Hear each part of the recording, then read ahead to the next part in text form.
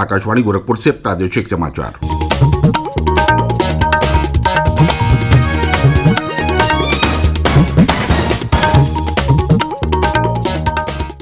नमस्कार। समाचार बुलेटिन के साथ मैं प्रमोद कुमार सिंह। पहले मुख्य समाचार। मुख्यमंत्री योगी आदित्यनाथ ने कहा, स्वामित्व योजना न केवल गरीबों को उनके पुश्तैनी घरों के पक्के कागज उपलब्ध करा रही है, बल्कि भूमि विवादों का निपटारा करने में भी सहायक सिद्ध होगी। मुख्यमंत्री ने प्रदेश में कोविड-19 से स्वस्थ होने वालों की दर 98% से अधिक होने पर संतोष व्यक्त किया। कहा, बचाव और उपचार की सभी व्यवस्थाओं को बनाए रखा जाए चुस्त दुरुस्त।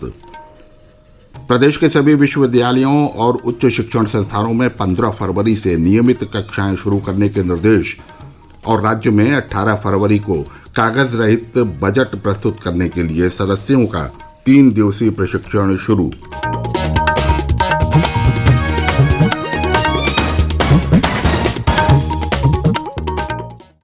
अब समाचार विस्तार से।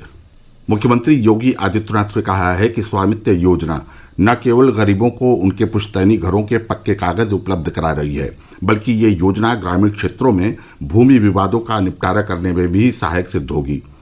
लखनऊ में कल प्रदेश के 11 जिलों की 1001 ग्राम पंचायतों के 1,57,244 लोगों को उनके आवासीय अभिलेख यानी घरौनी का ऑनलाइन वितरण करते हुए मुख्यमंत्री ने कहा कि गरीबों के मकान के पक्के अभिलेख मिल जाने के बाद कोई दबंग उनकी जमीन पर कब्जा नहीं कर पाएगा। उन्होंने कहा कि ये योजना पिछले साल अप्रैल में शुरू की गई थी और इसकी प्रगति उल्लेखनीय है।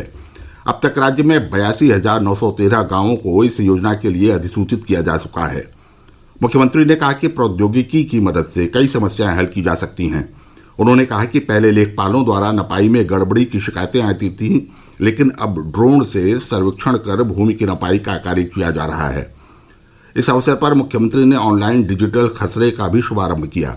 उन्होंने कहा कि खसरा ऑनलाइन उपलब्ध होने से पारदर्शिता बढ़ेगी। मुख्यमंत्री योगी आदित्यनाथ ने प्रदेश में कोविड-19 से स्वस्थ होने वालों की दर 98% से अधिक होने पर संतोष व्यक्त किया है। उन्होंने कहा कि बचाव और उपचार की सभी व्यवस्थाओं को चुस्त दुरुस्त बनाए रखा जाए।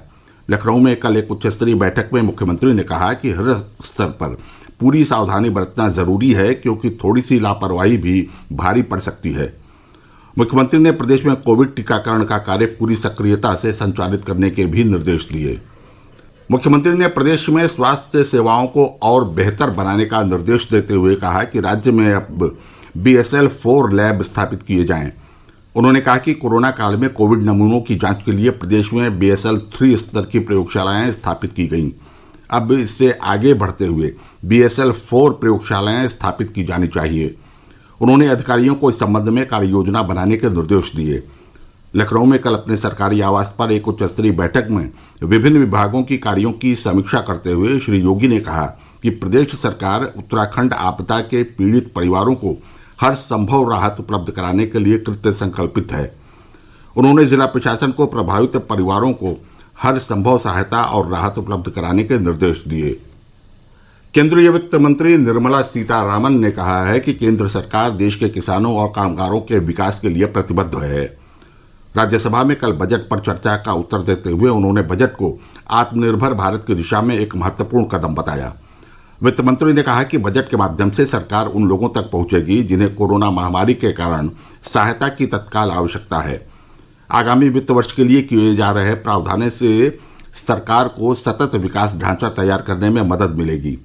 वित्त मंत्री ने कहा कि इस बजट में अर्थव्यवस्था को गति देने के साथ ही विकास के दीर्घावधि ढांचे को तैयार करने के उपाय शामिल हैं। सरकार की बड़ी योजनाओं की चर्चा करते हुए उन्होंने कहा कि इनसे कोरोना महामारी के दौरान लोगों को मदद मिली। महामारी के दौरान लगभग 80 करोड़ लोगों को मुफ्त खाद्यान्न उपलब्ध कराया गया और प्रधानमंत्री उज्ज्वला योजना के अंतर्गत 8 करोड़ लाभार्थी महिलाओं को मुफ्त गैस सिलेंडर उपलब्ध कराए गए। उन्होंने बताया कि कोविड महामारी के कठिन समय में देश के सबसे गरीब लोगों तक सहायता पहुंचाने के लिए सरकार ने प्रधानमंत्री गरीब कल्याण पैकेज के तहत 2,76,000 करोड़ रुपए की राशि जारी की। सूचना और प्रसारण मंत्री प्रकाश जावड़ेकर ने कहा है कि देश में कोई भी आकाशवाणी केंद्र बंद नहीं होगा और न ही इनके स्तर को कम किया जाएगा। कल लोकसभा में श्री जावड़ेकर ने कहा कि कोविड ने सभी क्षेत्रों को प्रभावित किया। आकाशवाणी और FM रेडियो पर भी इसका निश्चित रूप से असर पड़ा है। उन्होंने भरोसा दिलाया कि महामारी के दौरान आकाशवाणी के जिन रेडियो कार्यक्रम प्रस्तोताओं को काम पर आने की अनुमति नहीं थी, उन्हें जल्दी ही वापस बुलाया जाएगा। प्रादेशिक समाचार आप आकाशवाणी गोरखपुर से सुन रहे हैं।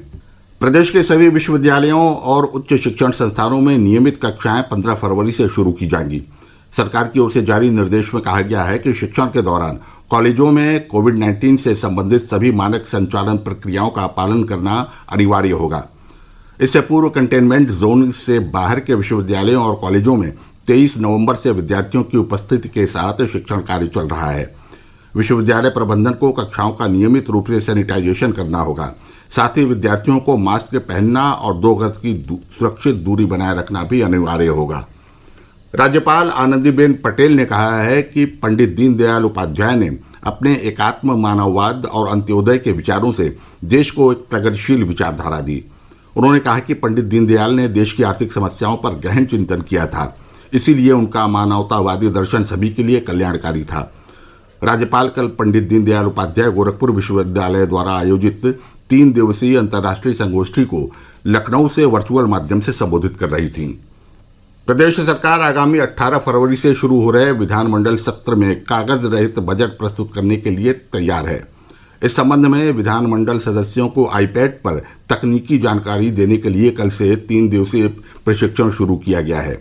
एक रिपोर्ट। संसदीय कार्य मंत्री सुरेश खन्ना ने बताया कि सदन की पेपरलेस कार्रवाई चलाने और सदस्यों को आईपैड पर सुगमता से कार्य करने के लिए प्रशिक्षण कार्यक्रम शुरू हो गया है। कार्यक्रम के अनुसार सदस्यों के लिए 3-3 घंटों के 6 सत्रों का आयोजन रविवार तक किया जाएगा। 1 से लेकर 5वां सत्र विधानसभा के सदस्यों के लिए निर्धारित है और 6वें सत्र में विधान परिषद के सदस्यों को प्रशिक्षण दिया जाएगा। उन्होंने बताया कि मुख्यमंत्री योगी आदित्यनाथ के निर्देशों के अनुसार प्रदेश विधानसभा में केंद्र की तरह इस बार पेपरलेस बजट प्रस्तुत किया जाएगा। मुख्यमंत्री ने पहले ही सभी मंत्रियों को टैबलेट उपलब्ध करा दिए हैं और अब दोनों सदनों के सभी सदस्यों को टैबलेट उपलब्ध कराए जा रहे हैं। MS यादव, आकाशवाणी समाचार, लखनऊ।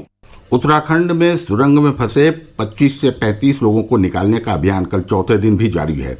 अब तक 37 शव निकाले जा चुके हैं। 167 लोग अब भी लापता हैं। धौलीगंगा नदी में बढ़ते जलस्तर के कारण बचाव कार्य को समय समय पर रोकना पड़ रहा है। दिल्ली, राष्ट्रीय राजधानी क्षेत्र और उत्तर भारत के कुछ अन्य हिस्सों में कल रात भूकंप के झटके महसूस किए गए। इसका केंद्र ताजिकिस्तान में बताया जा रहा है। रिक्टर स्केल पर भूकंप की तीव्रता 6.3 आंकी गई। भूकंप से किसी भी प्रकार के नुकसान के समाचार नहीं है। और अंत में बुलेटिन के मुख्य समाचार एक बार फिर।